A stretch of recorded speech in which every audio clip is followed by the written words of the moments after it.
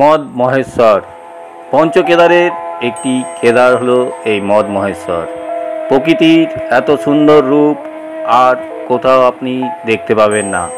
এখানে প্রকৃতি যেন তুলির টানে তার সমস্ত সৌন্দর্য ভরে দিয়েছে এই মদ মহেশ্বরে।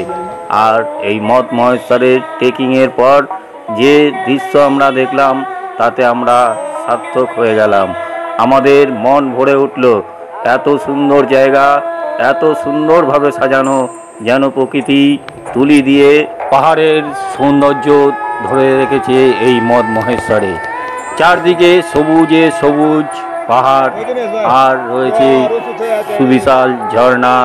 এছাড়াও রয়েছে রোডোডেন্ড্রন গাছের সারি, আর রয়েছে মহাদেব। এছাড়াও রয়েছে বরফে ঘেরা বিশাল এক প্রান্তর। এ যেন এক স্বপ্নপুরী। আমার আগের ভিডিওতে মদ মহেশ্বর ট্রেকিংয়ে যে দৃশ্য আপনারা দেখেছেন, আশা করি আপনাদের ভালো লেগেছে। যদি আপনারা না দেখে থাকেন তাহলে আবার দেখবেন। আমরা গাউনটপ গ্রামে গিয়ে বিশ্রাম নিই এবং সেখানে খাওয়া দাওয়া করে আমরা আবার রওনা হই মদ মহেশ্বরের দিকে। মদ মহেশ্বরের এর পরে যে রাস্তা রয়েছে তা টোটালি খাড়াই, আর এতটাই খাড়াই যে আমাদের উঠতে খুব কষ্ট হচ্ছিল। তবু আমরা মনের জোরে এবং মহাদেবের নাম নিয়ে এগিয়ে চললাম মদ মহেশ্বরের পথে। রাস্তা সুন্দর, কিন্তু আমরা মদ মহেশ্বর একদিনে যাওয়ার জন্য রওনা হয়েছিলাম। সেই হিসাবে আমাদের পৌঁছতে খুব কষ্ট হচ্ছিল, কারণ ধীরে ধীরে উচ্চতা বৃদ্ধি পাচ্ছিল এবং অক্সিজেনের পরিমাণও কমছিল। যাই হোক, আমরা মহাদেবের নাম নিয়ে এগিয়ে চলেছি মদ মহেশ্বরের পথে।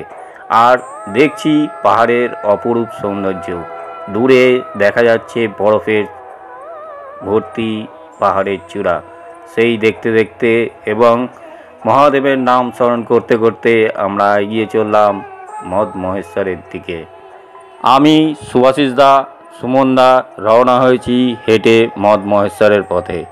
শুভময় দা এই পথ হেঁটে অতিক্রম করতে পারবে না বলে ঘোড়ায় আগেই রওনা হয়ে গেছে। তা আপনারা আগের ভিডিওতে দেখেছেন, আমাদের পার করে এগিয়ে গেছে। আমরা এগিয়ে যাচ্ছি।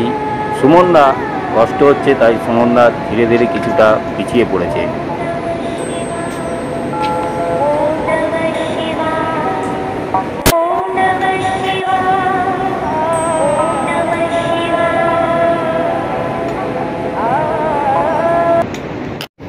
এই যে খাড়াইটা দেখছেন, এই খাড়াইটা না দেখলে, না চললে কাউকে মুখে বোঝানো যাবে না। বিভৎস খাড়াই। এখনও আরও উপরে খাড়াই আছে, এখনও হাঁটতে হবে সামনে। এখনও 8 কিলোমিটার হাঁটতে হবে মদ মহেশ্বর যেতে। সঙ্গে থাকুন, পরে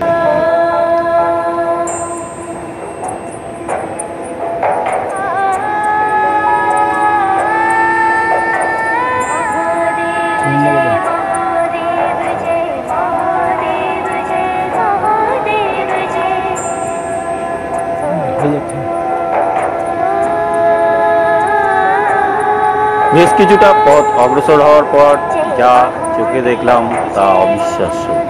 এত সুন্দর, এত বড় একটি ঝর্ণা রয়েছে পথের পাশে, যা মনকে উত্তাল করে দেয়। পাগল হয়ে যাবার মতো অবস্থা আমাদের। এত সুন্দর ঝর্ণা দেখে আমরা সেই ঝর্ণার সামনে কিছুক্ষণ দাঁড়িয়ে রইলাম এবং আবার চড়া শুরু করলাম মদ মহেশ্বরের দিকে। বিকেল 5টা আমরা এসে পৌঁছই মদ মহেশ্বর মন্দিরের সামনে। সেখানে একটি ঘর ভাড়া করে সেখানে থাকি এবং রেস্ট নিই। পরের দিন সকালে আমরা বেরিয়ে পড়ি মন্দিরে পুজো দেওয়ার জন্য। আমি, সুভাষিস দা, শুভময় দা এবং সুমন দা।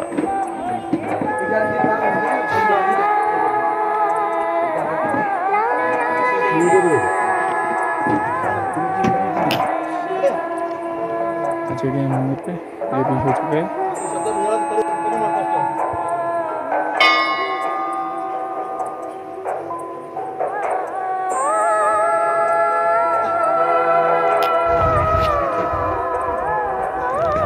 पूजा আমাদের হয়ে গেছে।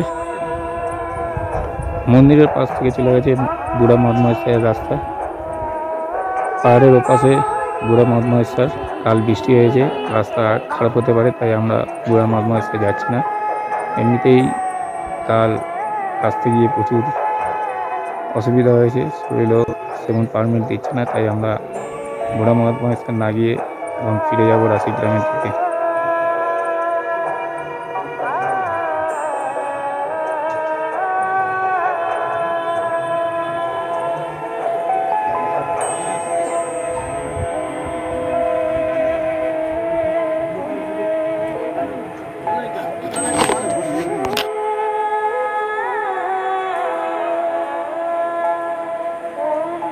আমরা মন্দিরে সুন্দরভাবে পুজো দিই। আমরা 4 জন মিলে সুন্দর করে পুজো দেওয়ার পর সেখান থেকে বেরিয়ে আসি। মন্দিরে পুজোর ব্যবস্থা খুবই সুন্দর। পুজো দিয়ে আমাদের মন ভরে ওঠে। আমরা মন্দিরের আশেপাশে কিছুক্ষণ ঘুরি, বিশ্রাম নিই এবং ছবি তুলি। তারপর আমরা মন্দিরের পেছনের দিকে যে পাহাড় রয়েছে, যেখানে বরফের সারি রয়েছে, আমরা সেই দিকে রওনা হই।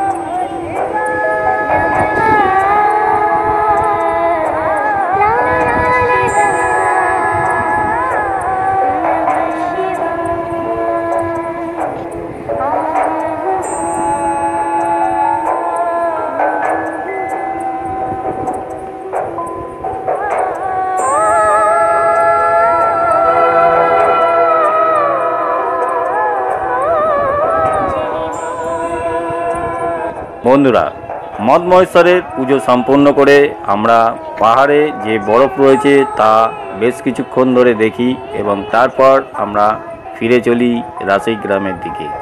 বন্ধুরা, মদ মহেশ্বর সম্বন্ধে আরও কিছু জানতে হলে কমেন্ট বক্সে লিখে জানাবেন, আর অবশ্যই হর হর মহাদেব লিখবেন। আর যদি ভিডিও ভালো লাগে তাহলে লাইক, শেয়ার এবং কমেন্ট করবেন, আর অবশ্যই চ্যানেলটি সাবস্ক্রাইব করবেন, কারণ এ ধরনের আরও ভিডিও নিয়ে আমি হাজির হব আপনাদের সামনে আবার। তাই বন্ধুরা, অবশ্যই চ্যানেলটি সাবস্ক্রাইব করুন এবং আমাকে ফলো করুন।